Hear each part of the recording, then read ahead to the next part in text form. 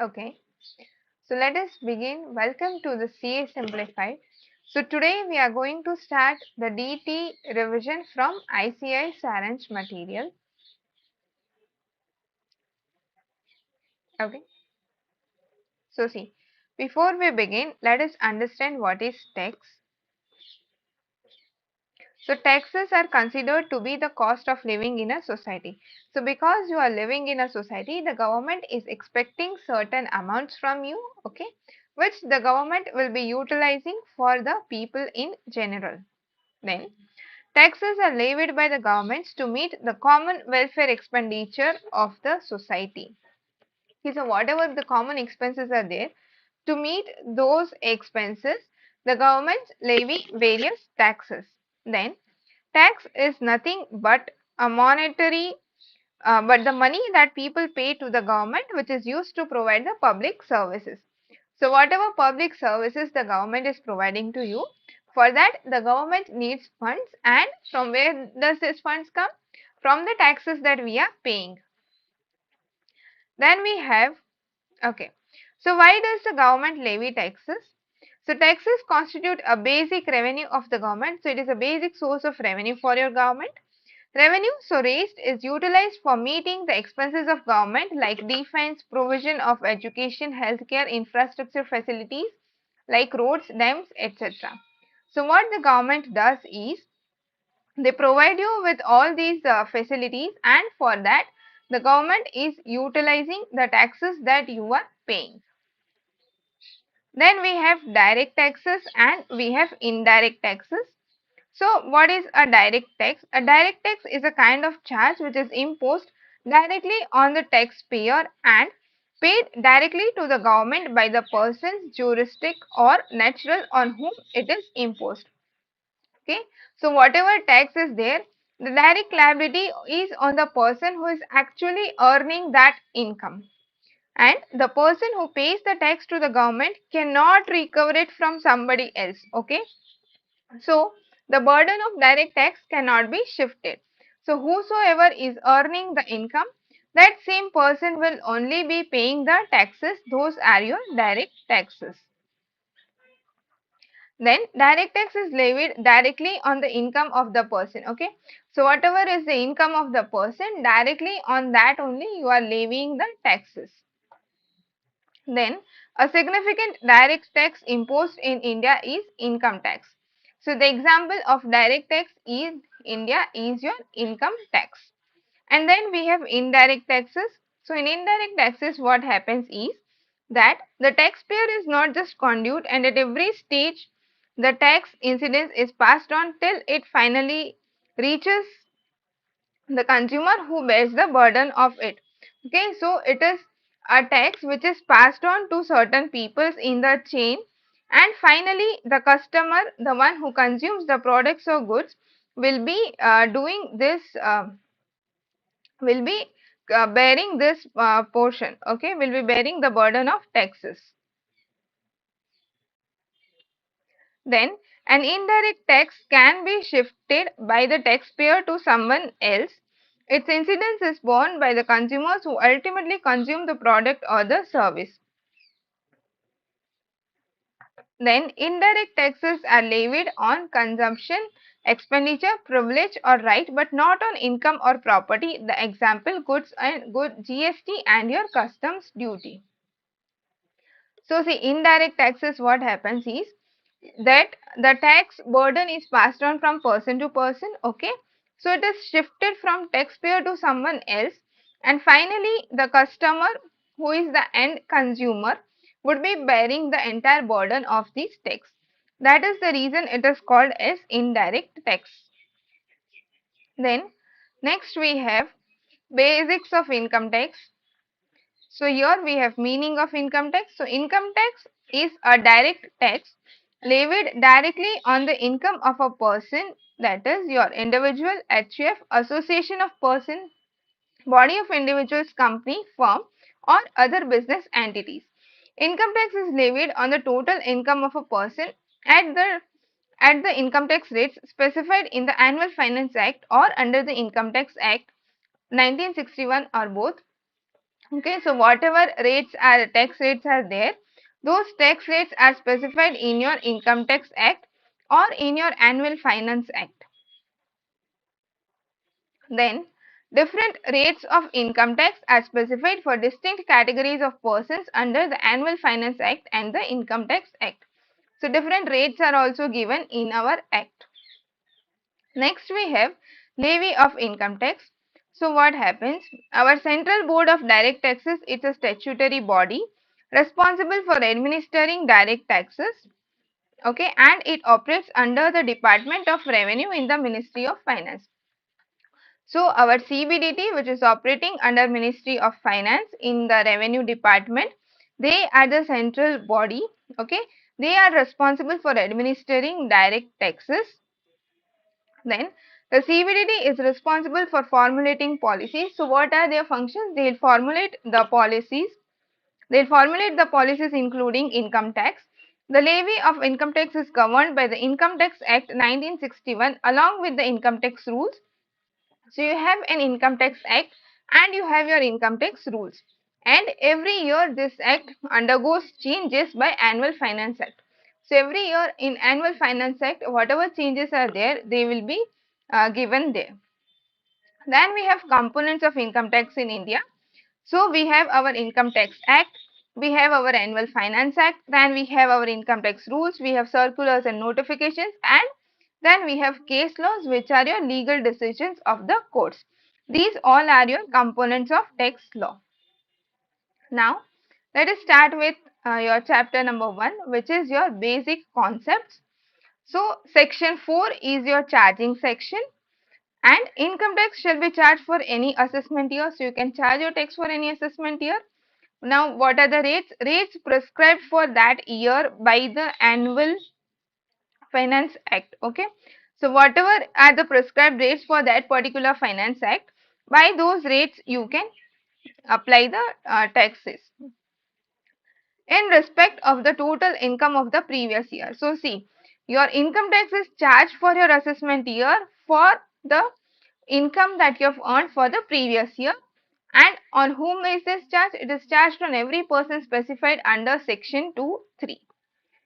Then we have the concepts of previous year and assessment year.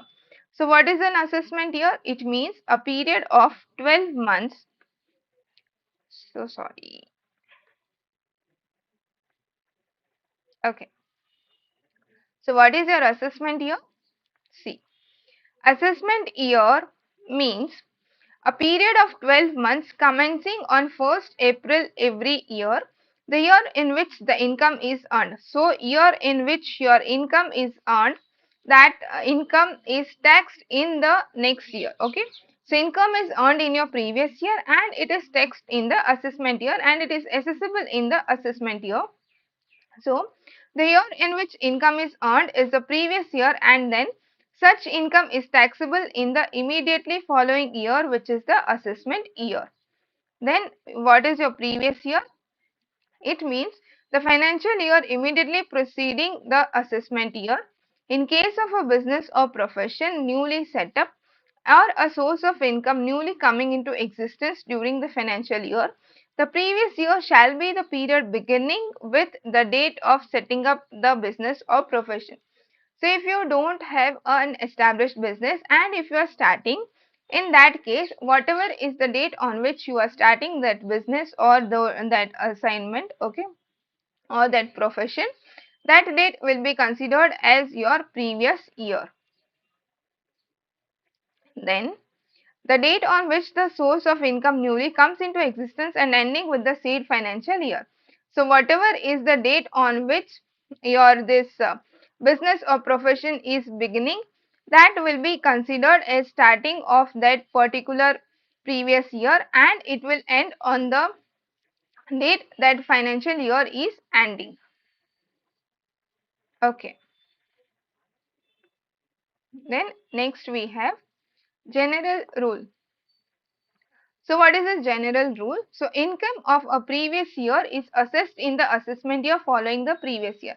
So generally what happens, whatever income you have for your previous year, it will be assessed in the next year following that previous year. Now there are certain exceptions to these rules. So in certain cases the income is being assessed in the previous year itself. Now what are those cases? So in case of shipping business of a non-resident, in case of persons leaving India, in case of AOP, BOI or artificial judicial person formed for a particular event or purpose, and then you have person likely to transfer the property to avoid taxes or discontinued business. So in each of these cases your income will be assessed in previous year itself. Okay, so generally your income is assessed in assessment year, but there are certain cases wherein it will be assessed in the previous year itself.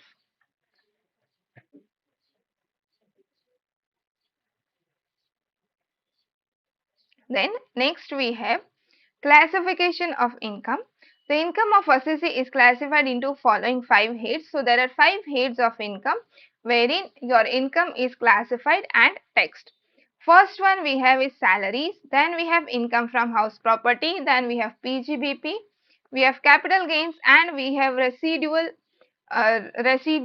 head, that is your income from other sources. Okay.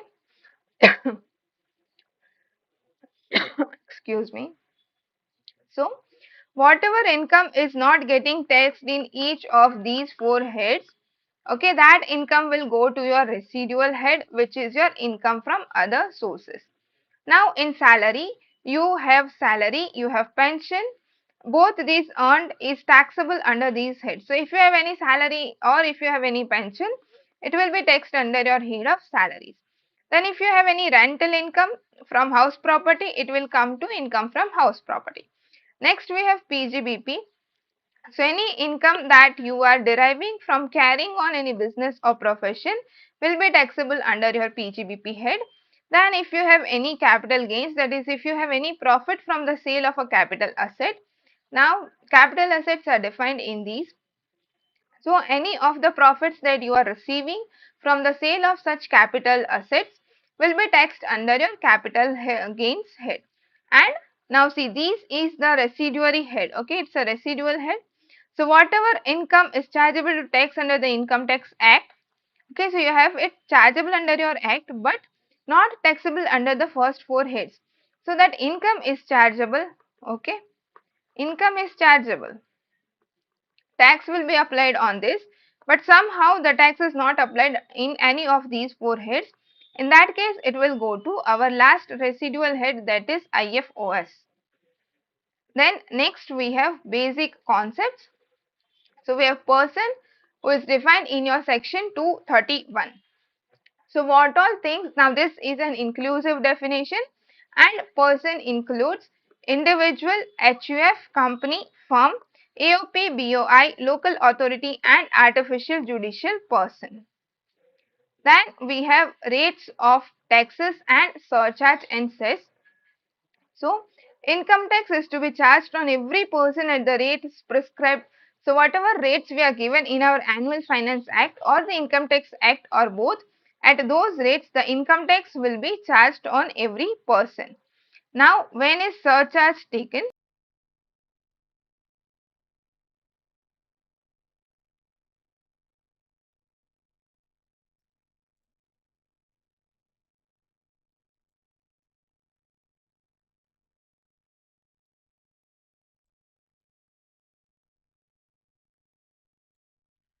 So hello everyone and welcome back to this live DT marathon session. So that day we had discussed about these initial things, the definition of person, then what are the heads of income and everything, and today we shall continue from that topic. So next we have is rates of taxes, surcharge and cess. So what is the rate of tax that is to be levied? How we will come to know about the rate of the tax? So for rate of the tax, what we have is, it will be defined by our Finance Act or the Annual Finance Act or your Income Tax Act 1961. So whichever act is applicable, that act will define the rates of the taxes. Then Surcharge is also an additional tax which is payable on your total income tax. Okay. Now, how is this surcharge levied? So, surcharge is levied as a percentage of income tax. So, whatever is your income tax, on that you have certain percentage of surcharge on crossing certain threshold limits of the income. In that cases, your surcharge will be applicable. Then on these income tax plus my surcharge, okay, so let's say my income tax is 10,000 rupees. On that, let's say the surcharge is at the 10% rate. So in that case,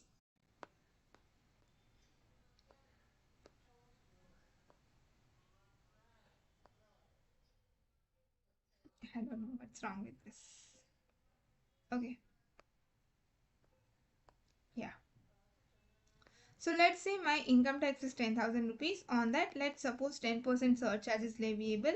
So that will give me 1,000 rupees of surcharge. Now, on what amount will I levy higher secondary education cess? So these will be always levied on income tax plus surcharge, if any, or minus rebate under section 87A. So if you have any rebate under 87A, and if you have any surcharge, so you need to add the surcharge, you need to deduct the 87A rebate, and then whatever amount comes on that, you will apply 4% of your higher secondary education cess. So here in this case it will be 10 11,000. Okay, on this 11,000 you will apply your plus 4% cess, and that will give you your final tax liability. Now always remember, the tax liability you need to do round off. Okay, then next we have income tax rates. So individuals, HUF, AOP, BOI and artificial judicial persons can pay tax at concessional rates under the default tax regime. So we all have, as you must be aware of, we have a section called 115 BAC wherein we are given some concessional rates. Okay, and you have tax rates prescribed by the annual act for the optional tax regime. So for all of these people, your individual, HUF, AOP, BOI and artificial judicial person, you have tax under 115 BAC and you have optional tax regime.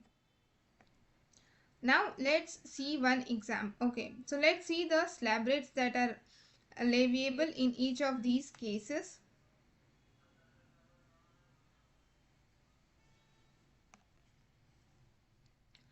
So see, if you have any income up to 3 lakh rupees, then in that case the tax which is leviable is nil. So there is no tax in case of your section 115 BAC. Okay, this isn't updated for your September exams. Okay, for September exams we have up to 4 lakh nil, then 4 to 8. 1 minute.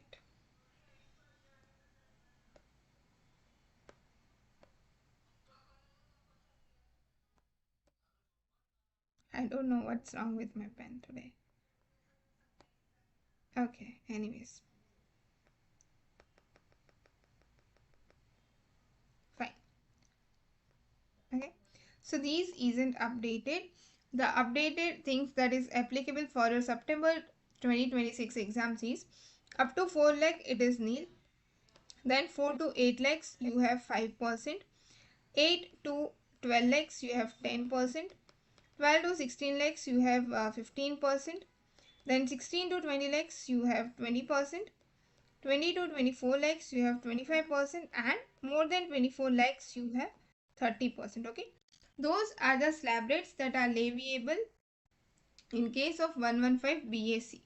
And then for the optional tax regime, that is your alternate tax regime, we have the rate slab rates as up to 2,50,000 you have no tax.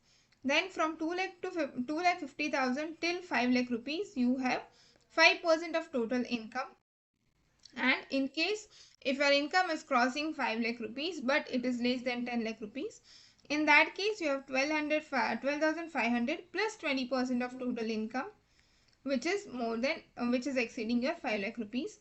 And if you have any income more than 10 lakh rupees, then in that case you have 112,500 plus 30% as your tax liabilities.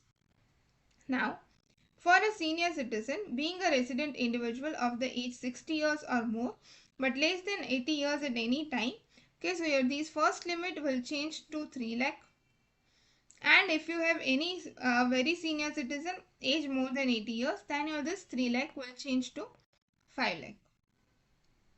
And for certain income like long-term capital gains, lottery income, specified short-term capital gains, etc., they are taxable at special rates. Okay, so we have some special rates of taxes which we will come to know later. Now, concessional tax rates under the default tax regime under section 115 BAC. So which are the conditions that you need to fulfill in order to avail this concessional rates of tax? So we have certain deductions or exemptions which are not allowable. Okay. So which are the exemptions or deductions that are not allowable in 115 BAC? So first one we have is your leave travel concession under section 10(5). Then you have HRA under section 10(13)(a). Then exemption in respect of special allowances or benefit to meet expenses relating to duties or personal expenses 10(14). Then we have section 10(17), which is your daily allowance or constituency allowance of PMs and MLAs. Sorry, MPs and MLAs. Then under section 10(32), you have exemption in respect of income of minor child included in the income of parent. This is 1500 per child. Okay. Then you have section 10AA. Okay, but these are not allowed in your 115 PSC. Then we have tax holiday for units established in cess under section 10AA. Then we have entertainment allowance and professional tax under section 16. Then we have interest on loan in respect of self-occupied property. Remember these one. Okay, these are some important ones. Then you have additional depreciation under section 32(1). Then you have deduction in respect of contribution to notified approved research association, university, college or other institutions for scientific research under your section 35(1) and under section 35(2)AA. Any approved Indian company for scientific research or notified approved research association, university, college, other institutions for research in social science or statistical research, and an approved national laboratory, university, IIT specified person for scientific research undertaken under an approved program. So if you have any of these amounts which you have donated to such people, which you have given to such people, then in that case it is not allowable under your 115 BAC. Okay. Then we have section 35 AD, which tells us investment linked tax incentives for specified business. So that is a deduction related to specified business, which is again not allowed in your 115 BAC. And for deductions from ATC till ATU, okay, those are the deductions under your chapter 6A. Now, the only deductions that are allowable in 115 BAC is your employer's contribution towards NPS under section 80 CCD2, central government contribution towards Agnipath scheme under section 80 CCH2, and deduction in respect of employment of new employees under section 80 JJAA. Okay, so only this much are being allowed. Rest all the deductions from 80C till 80U are not allowed in your 115 BAC. Then next we have certain losses not allowed to be set off. So while computing the total income, set off of any loss.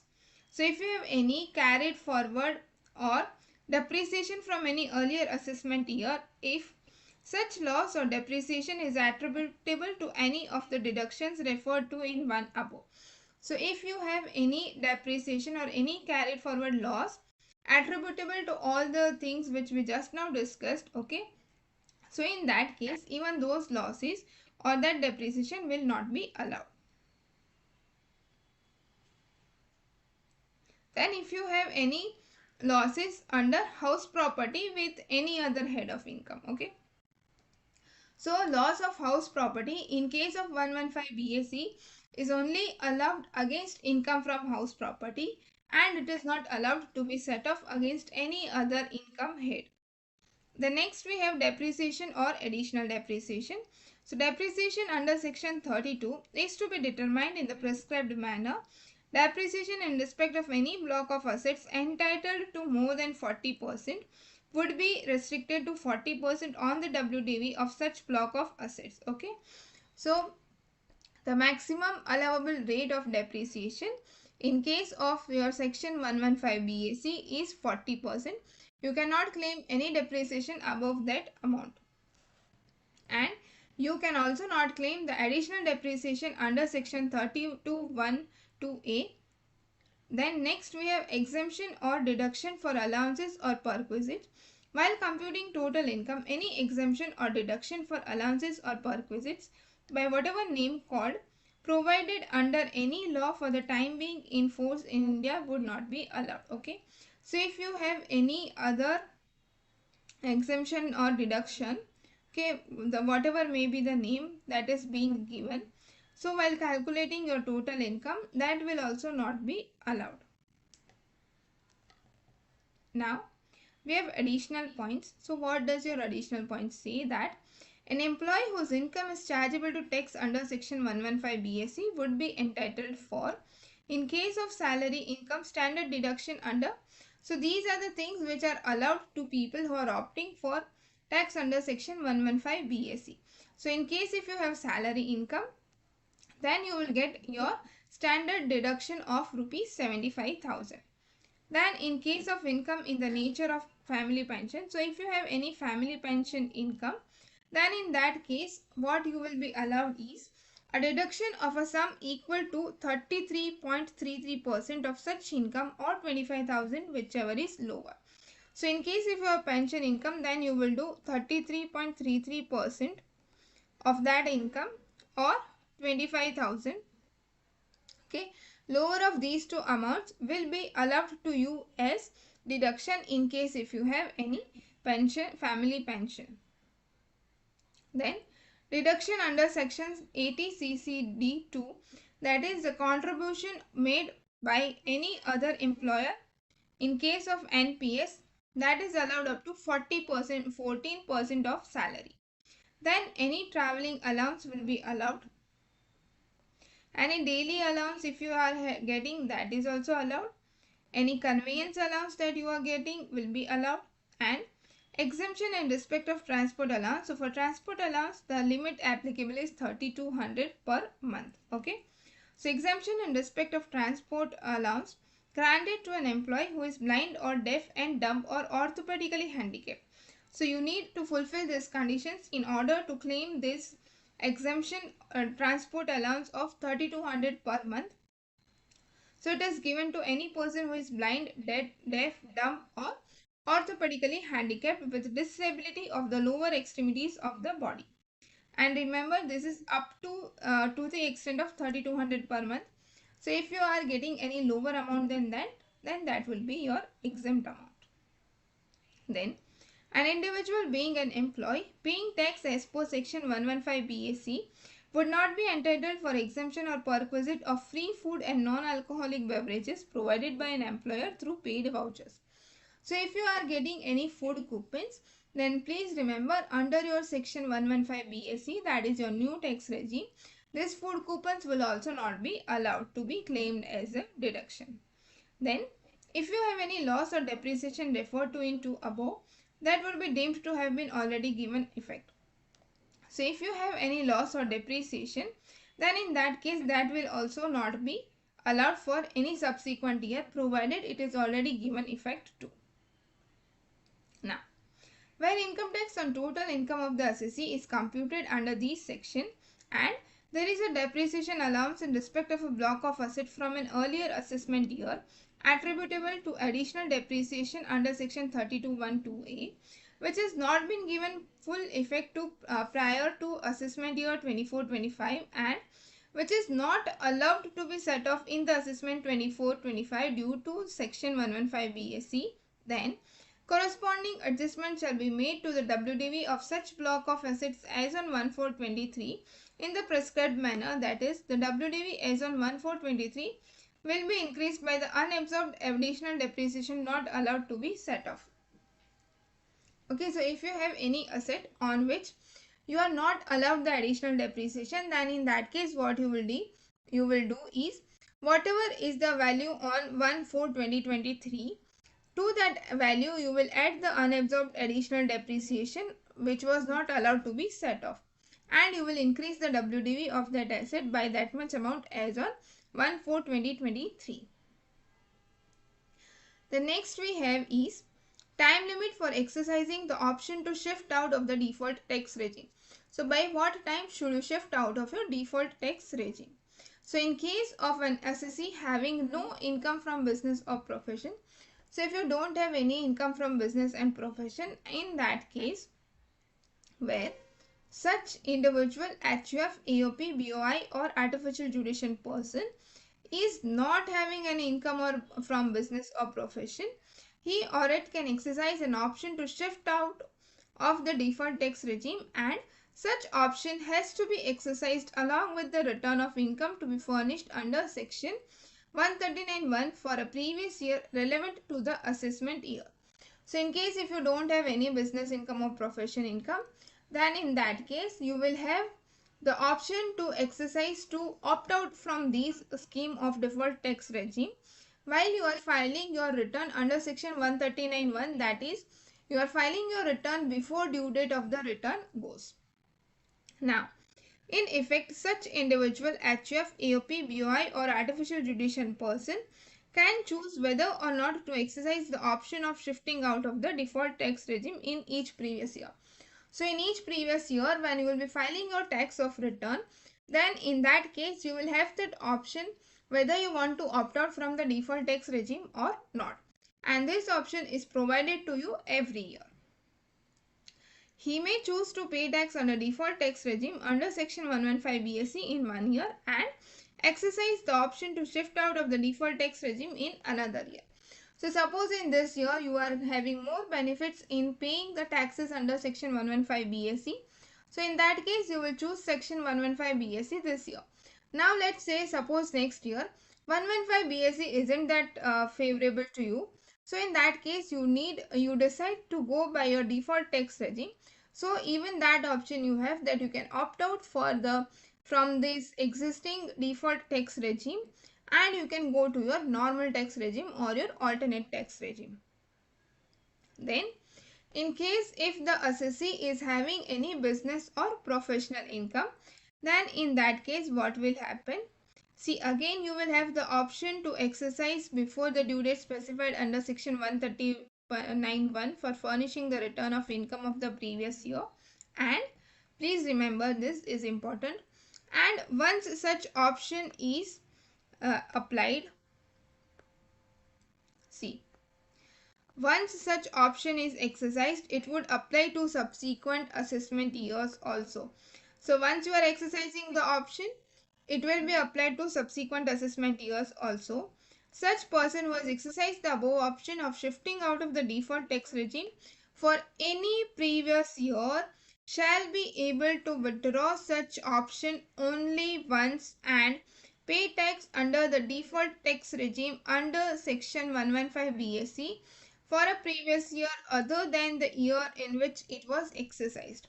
So the option to opt out from your default tax regime you will get only once, okay, and only for once you will get the option to withdraw, and you need to pay tax under your default tax regime under section 115 BSE for a previous year other than the year in which it was exercised.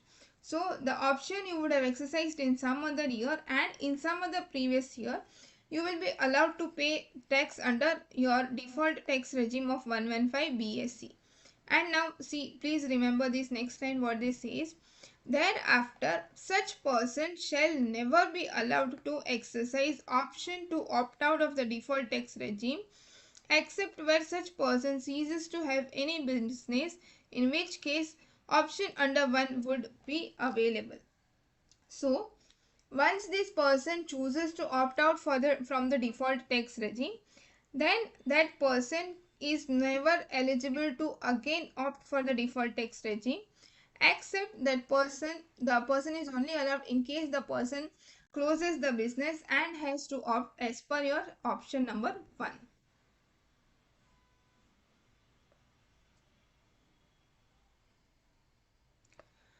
Okay, the next we have alternate minimum tax liability is not attracted. So in which cases this alternate minimum liability is not attracted. Individual HUF, AOP, BOI or artificial judicial person paying tax under default tax regime under section 115 BAC is not liable to alternate minimum tax under section 115 JC. Okay, so if you are paying your taxes under section 115 BAC, then in that case AMT provisions are not applicable to you. Then such person would not be eligible to claim AMT credit also. So if you have any AMT credit pending, then that credit also you will not be allowed to claim. Provisions of AMT are discussed separately. Okay. The next we come to surcharge. So income tax computed above would be increased by surcharge given under the following table. So for individual HUF, AOP, BOI, artificial judicial person, if you are paying taxes under your default tax regime, that is your 115 BAC, then in that case, whatever is your total income, including dividend income and capital gains chargeable to tax under section 111A, 112 and 112A, if it is more than 50 lakhs but less than 1 crores. So if you have your total income including dividend, triple one A, triple 112 and 112A. Okay. So for all of these, if your total income is more than 50 lakhs but less than 1 crore, then in that case the applicable surcharge rate is 10%.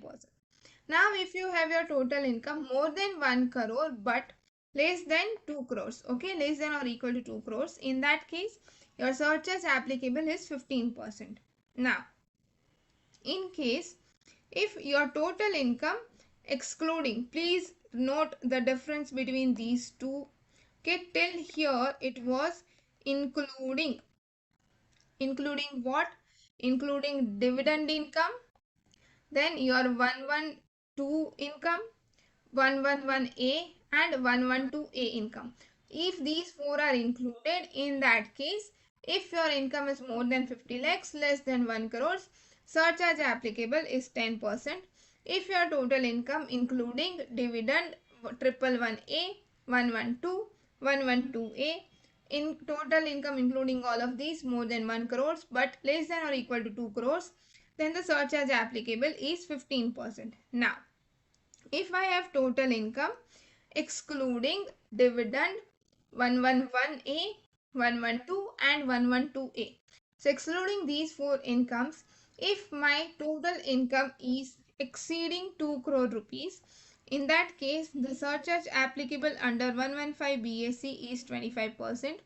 Remember, in this case the surcharge on dividend 112A, 112 and 111A, these four incomes, the maximum surcharge applicable under section 115 BAC is 15% only. Then total income, if total income including dividend income and capital gains chargeable to tax under these sections is more than 2 crores in cases not covered in 3 above.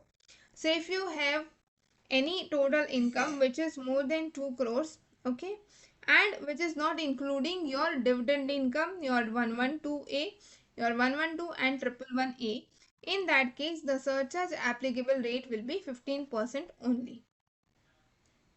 Now let's see for the person exercising the option to shift out of the default tax regime and paying taxes under the normal provisions of the act. So in that case, if you have your total income, again see here also the same provisions. First two are for including this incomes and next two are for excluding dividend income, capital gains under section 111A, 112 and 112A. So if incomes excluding these income is crossing your 2 crores of amount but it is less than 5 crores of amount, then the surcharge applicable will be 25%. Okay, and for dividend income and capital gains chargeable to tax under section 111A, 112 and 112A, the surcharge will again be same as 15%. So the maximum surcharge that is leviable on your dividend 111A, 112 and 112A.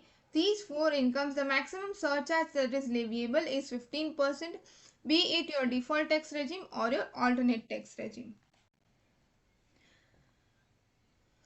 And remember, for your alternate tax regime, if you have total income exceeding 5 crore rupees, then the maximum surcharge that is leviable is 37%, while the maximum surcharge leviable in case of 115 BAC is 25% only.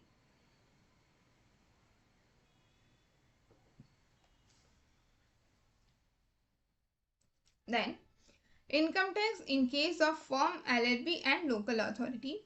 So, on whole of the total income, tax is leviable at 30%. And for capital gains under section 112, 112A and 111A, we have special rates which are prescribed.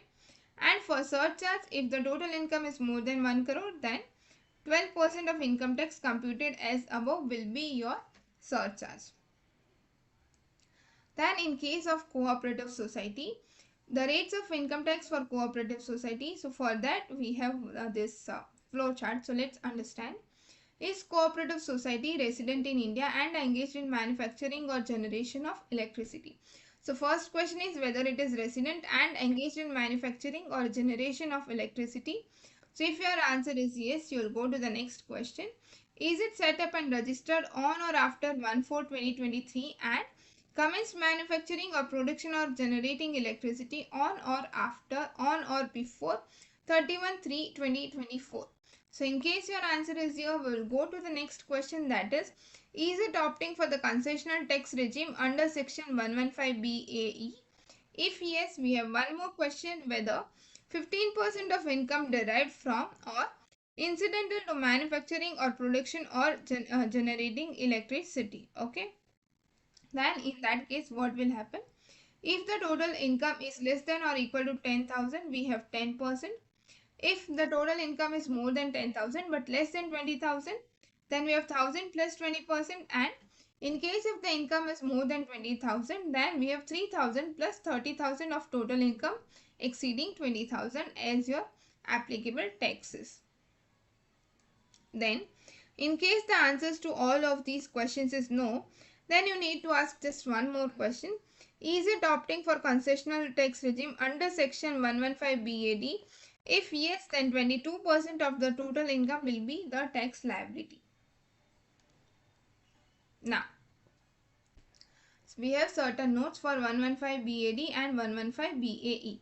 So, cooperative society resident in India can opt for concessional rate of tax under section 115 BAD or 115 BAE as the case may be, subject to certain conditions. Then, capital gains taxable under your section 112, 112A and 111A, casual income taxable under section 115 BBA, etc. are taxable at special rates specified in these sections.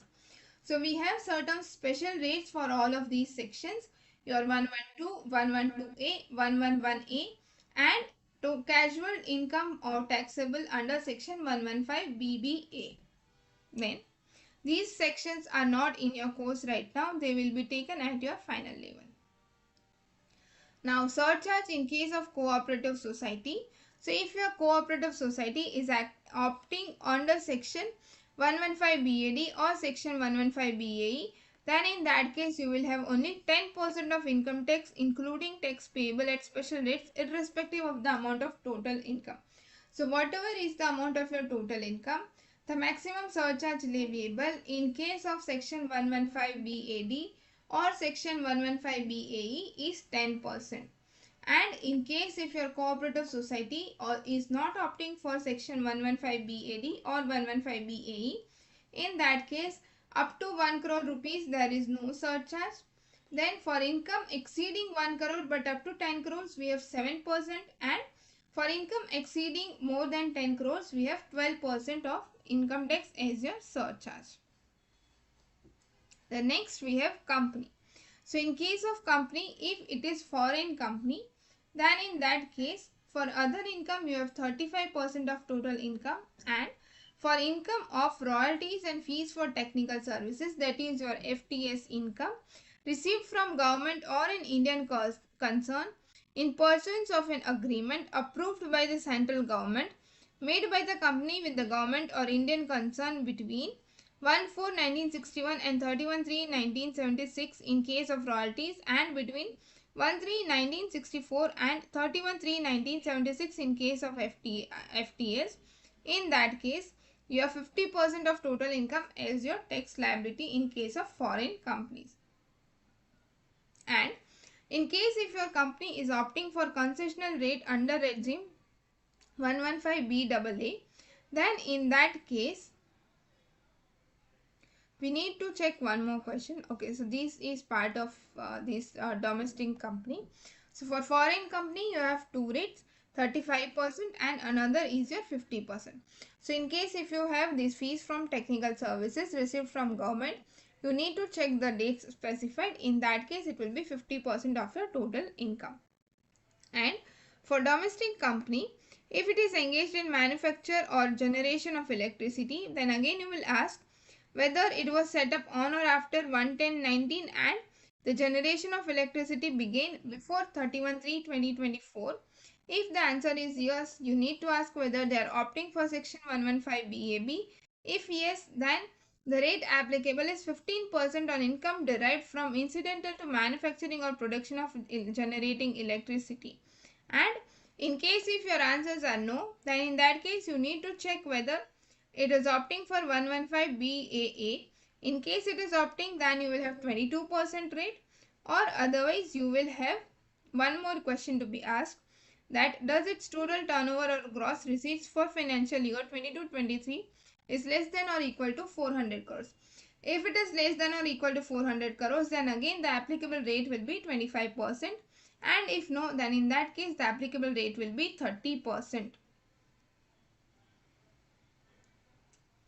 Then for section 115BAA and 115BAB, okay, so domestic company can opt for section 115BAA or section 115BAB as the case may be, subject to certain conditions. And capital gains taxable under section 111, 112, 112A and 111A, casual income taxable under section 115BBA are taxable at special rates. Okay, so you have special rates for these incomes, and again this are taken at your final level.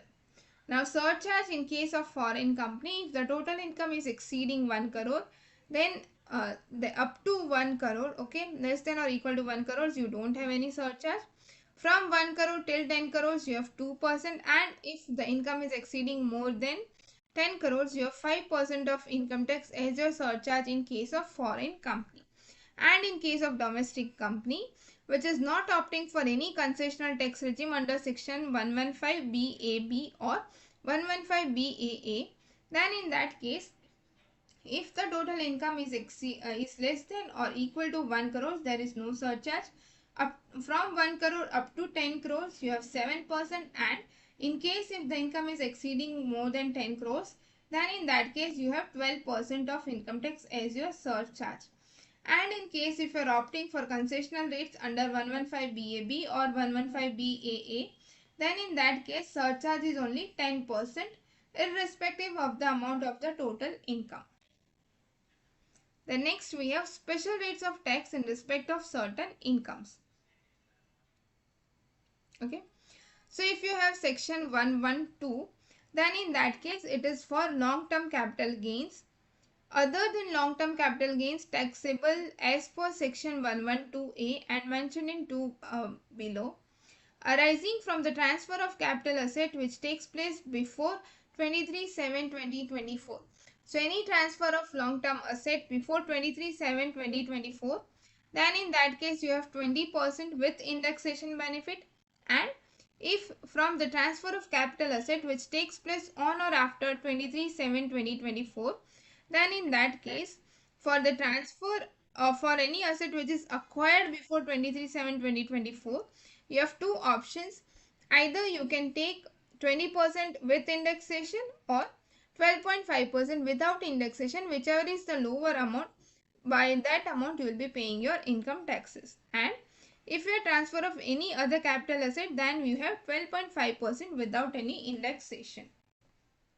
Then long-term capital gains arising from transfer of unlisted securities or shares of company in which public are not substantially interested by non-resident assessee. If the transfer takes place before 23/7, then you will have 10% without indexation and foreign currency fluctuations, and in case your transfer takes place after 23/7/24, then you have 12.5% without indexation and foreign currency fluctuations. And for section 112A, it is long-term capital gain on transfer of equity share in a company, unit of a equity oriented fund or unit of business trust. And the rate leviable is 10% on long-term capital gains exceeding 1.25 lakhs. Okay. So long-term capital gains up to 1,25,000 will be exempt, and balance amount, if any, beyond 1,25,000 will be taxed at 10% if the transfer takes place before 23/7/2024. Please remember these dates, they are very important. Then, what is the condition for availing the benefit of this concessional rate? Now, the only condition is that securities transaction tax should have been paid. In case of equity shares in a company, it should be paid both at the time of purchase and at the time of sale, and in case of unit of equity oriented fund, it should be at the time of transfer. So, at the time when you are selling, at that time STT should have been paid. And the rate applicable is 12.5% on long-term capital gains exceeding 1.25 lakhs if transfer takes place on or after 23/7/2024. Then we have section 111A, which is for short-term capital gains on transfer of equity shares in a company, units of equity oriented fund or units of business trust. The rate applicable here is 15% if the transfer takes place before 23/7/2024 and 20% in case the transfer takes place on or after 23/7/2024. Okay, and the conditions are that these transaction of sale of such equity share unit should be entered on or after 1/10/2004, and such transaction should be chargeable to securities transaction tax. Then section 115BB, which says winnings from lotteries, crossword puzzles, races including horse races, card games and any other games of any sort, gambling or betting of any nature or form will be levied tax at the rate of 30%. And remember, for these incomes you will not be allowed to claim any deductions, any expenses, or even if you have any losses from these incomes, you will not be allowed to set them off against any of these incomes too. So if you have any of these incomes, what you will do is directly you will apply 30% of tax. Then in case of 115BBJ, net winnings from online games, again here without claiming any expenses, any deductions, any exemptions, you will directly apply the rate of 30%. Then 115BBE, if you have any unexplained money, investment, expenditure, etc., which is deemed as income under section 68 or section 69 or 69A or 69B or 69C or 69D. So any unexplained money, investment or expenditure which you have income under your section 68 or any section 69 subdivisions, then the rate applicable is 60%. Now we have rebate under section 87A to resident individuals. Remember, 87A rebate is only allowed to resident individuals. So this okay, so for these rebate we have two sections again, your 115 BSc and your optional tax regime. So in case of 115 BSc, here again this is 12 lakhs, okay, and this is same, and this is your 60,000, and this is same. Okay, so income up to rupees 12 lakhs, you will have a maximum rebate under section 87A, 115 BAC, 60,000 amount, and in case of alternate tax regime, total income up to 5 lakh rupees will have maximum rebate of 12,500 or your income tax whichever is lower. Now in case of resident individual paying tax under 115 BAC, and if total income of such individual is more than 7 lakh rupees and This is not 7 lakh rupees, this is 12 lakh. Okay. So in case if you have income less than 12 lakhs, then what you will do is, first you will calculate the total income minus 12 lakh rupees. Then what you need to do, you need to compute your income tax liability on your total income. And if your B is less than A, then rebate under section 87 would be given. So they have given one formula. So that way you can calculate the rebate which is allowed under section 87A. So, the rebate under section 87A shall not exceed the amount of income tax on the total income of the assessee, and rebate is allowed from income tax computed before adding this higher education cess. Please remember these, okay? So, you need to calculate your rebate, okay? Before rebate is allowed on income tax computed before adding your higher secondary education cess on your income tax. Okay.